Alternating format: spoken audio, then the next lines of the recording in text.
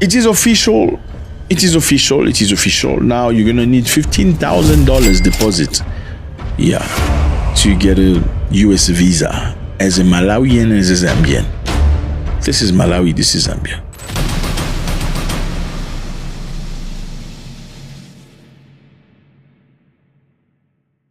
What's up, everybody? I hope you're doing good.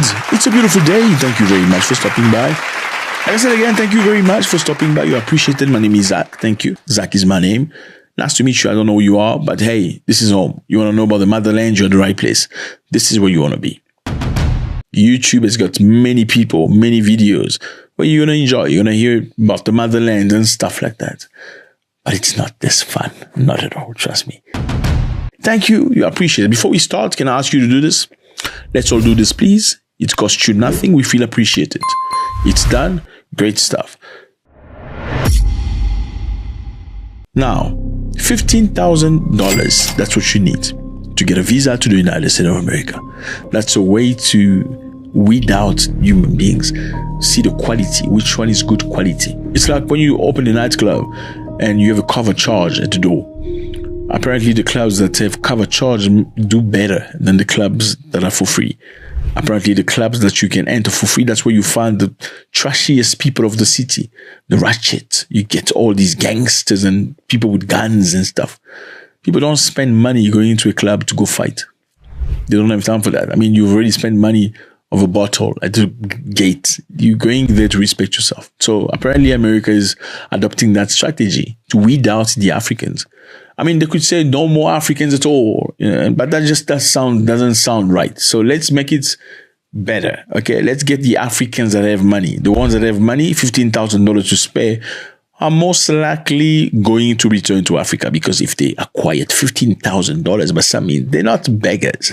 Well, forgetting that a lot of Africans sell their lands to get money to get a visa. Yeah.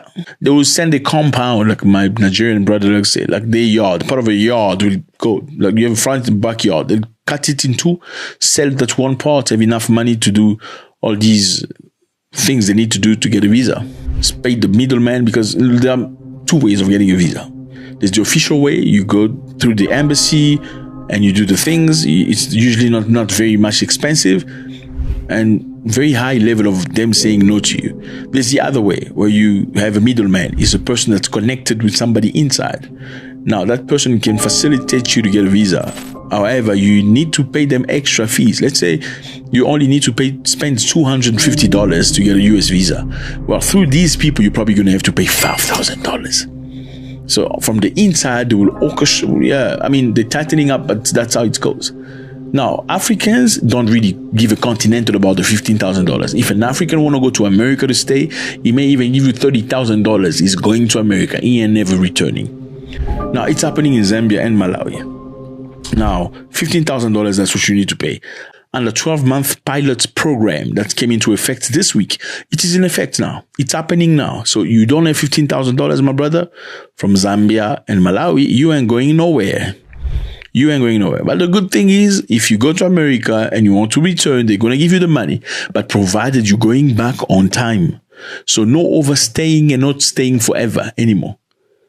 Okay. And I don't think many people in Africa want to go to America to return the next day. I'm sorry. I know you triggered. I'm always going to tell you the truth, even if you don't like it.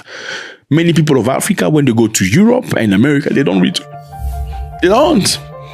They don't return. Even pastors, they will go, we're going on a church conference and stuff. We're going on a church colloque. As soon as they get there, no, I'm persecuted. By the way, in my country, I like men. I'm a man, but I like men. So my country people don't like men that like men. Therefore, I just said to run away. That's what they say. But the pastor and that, he's not that. He's not that at all. And the pastor will say to you, the Holy Spirit said to me, I need to come preach the gospel in America. I need to preach the gospel in America. Forgetting that his own village people are not preaching. Crazy stuff. What the Africans will do. People pray for overseas. People pray for visas. People go in fasting, 30 days fasting for visa. My brother, please. I have a friend of mine that used to say many Africans, if you would, they only pray because they want to get a visa or get marriage. Many Africans go to church just because they heal or they seek, they want to be cured of a disease. Yeah. How do you think about that? He said something along the lines. He said, if you told Africans that they're going to get visas, they're going to get money, they're going to get jobs, they're going to get cure of their disease, and nobody's going to pray. Very little number. I was like, you got a point, my brother. Because they don't love humans, they love God. Now, how can you pretend you love a God you ain't never seen, but you hate human beings that are just like you? Anyway, we were talking about Zambia and Malawi. So that's what it is. Now, it's a brand new law. It is in effect. This is including children as well.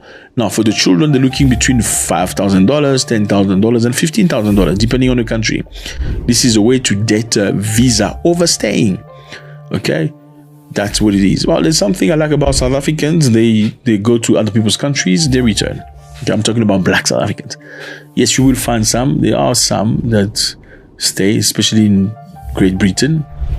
Okay, no country is completely immune, but in most cases, many South Africans go back home because they like home, they miss home.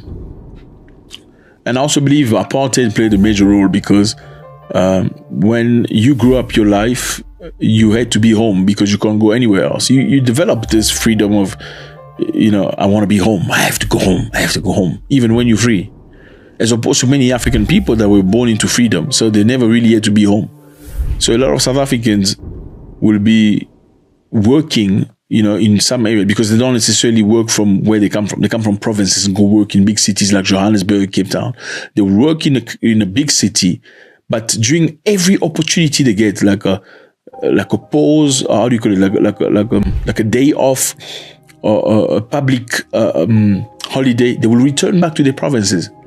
Well, many people in Africa don't do that. When they stay in Lagos, it's forever.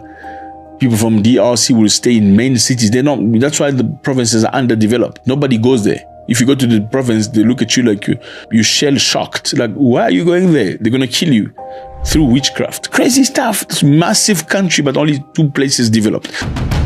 Anyway, let's get back. We were talking about Malawi here. You see, the good thing about us, we're going to talk about anything. We'll drown you into knowledge and you'll feel happy. Now send me the money. Send me the money. We have private group. Thank you very much for my private group people. I appreciate you. This is our private group. If you're interested, please join the intimate group of people. You're going to love it.